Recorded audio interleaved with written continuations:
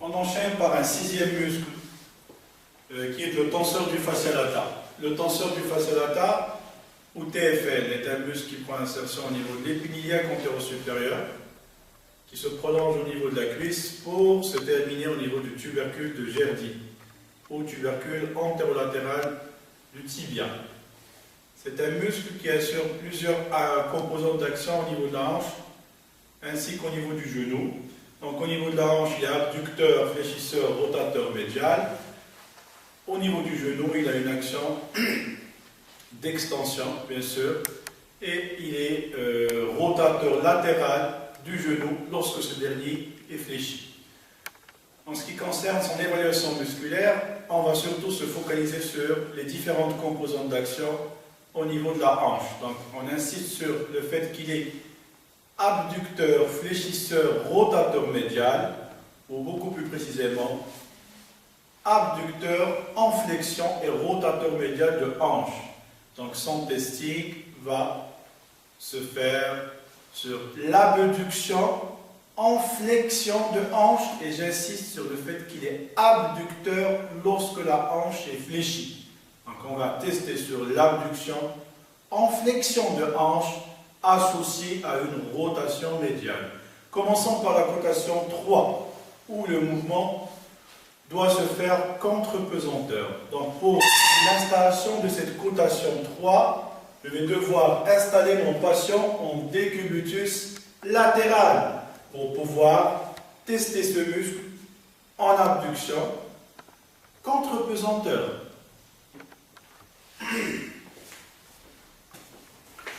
Donc notre patient sera installé en décubitus latéral, en veillant bien sûr toujours au bon confort de ce dernier. Patient en décubitus latéral strict, normal. Pour avoir plus de stabilité du patient, donc son membre inférieur en contact avec le plan de travail sera fléchi au niveau de son genou pour agrandir le polygone de sustentation et avoir une base stable. Le membre inférieur où le muscle à tester sera au niveau du membre supralatéral. Comme je vous ai dit, il est abducteur en flexion plus une rotation médiale. Donc on ne va pas le tester de la même façon que le moyen fessier qui était purement abducteur en testant, en commençant par un genou tendu et en travaillant dans un plan frontal. Cette fois-ci, on va tester le TFL sur un petit secteur d'abduction, ne dépassant pas les 20 à 25 degrés d'abduction. Comme ça, on ne va pas recruter un maximum de fibres du muscle qu'on a vu qui était le moyen, fessier. Donc, patient décubitus latéral strict, hanche légèrement fléchie, genou tendu, hanche en rotation médiale. Je répète, on teste le TFL sur un petit secteur d'abduction de hanche, sur une hanche qui est fléchie au préalable. Et je dis bien légèrement fléchie, pas trop fléchie, pour ne pas solliciter d'autres muscles qui assurent la flexion de la hanche. Légèrement fléchie, genou tendu, hanche en rotation médiale au préalable, avant même de démarrer le testing. Et nous, en tant qu'évaluateurs, on va surtout se focaliser sur le petit secteur ou la petite amplitude d'abduction. Donc, il est abducteur, il est beaucoup plus abducteur en flexion de hanche, et puis on rajoute cette composante de rotation médiale pour pouvoir cerner les trois composantes d'action.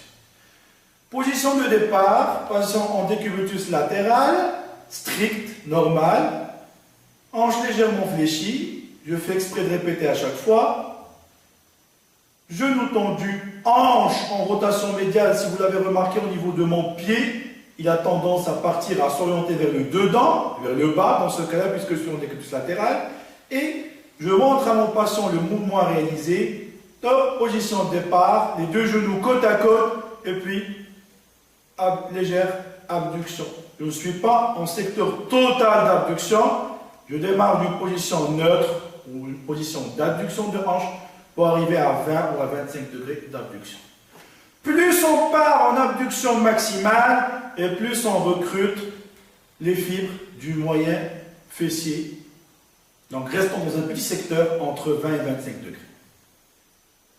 Rotation interne, genou tendu, hanche légèrement fléchie, et abduction. Mouvement réalisé dans tout le secteur, c'est-à-dire entre 20 et 25 muscles côté A3.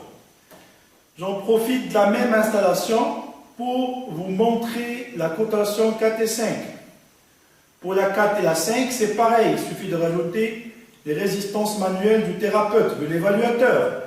Patient toujours en décubitus latéral, hanche légèrement fléchie, genou tendu, hanche en rotation médiale, kiné ou évaluateur positionné derrière son patient, une contreprise placée à hauteur du bassin, à hauteur de la crêpe ou de la région fessière pour stabiliser davantage le patient et prévenir une éventuelle compensation par ce dernier. Et on lui demande de faire le mouvement tout en venant résister au niveau de la partie, bien sûr, latérale, de la face latérale de la cuisse, au niveau de son tiers distal, à proximité ou en regard du genou. Évitez d'appliquer des résistances manuelles sur la jambe ou sur la partie distale du segment jambier, pour une raison que vous connaissez tous, qui est le porte-à-faux du genou et le grand bras de levier.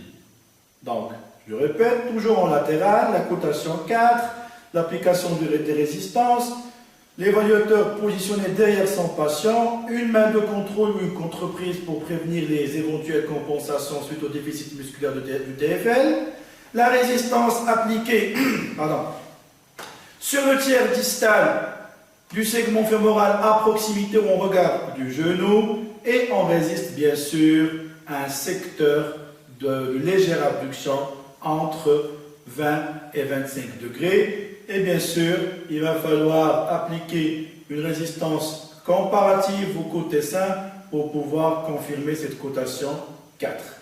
Et c'est aussi valable pour la cotation 5, juste qu'il faut augmenter la résistance et bien sûr comparer par rapport au côté opposé. Après la 3, la 4, la 5, on passe à la cotation 2. Cette cotation 2 qui est tout à fait ou totalement différente par rapport aux cotations précédentes. Donc, pour la mettre en application, il va falloir remonter légèrement le dossier de la table et tester cette fois-ci le tenseur du fascia lata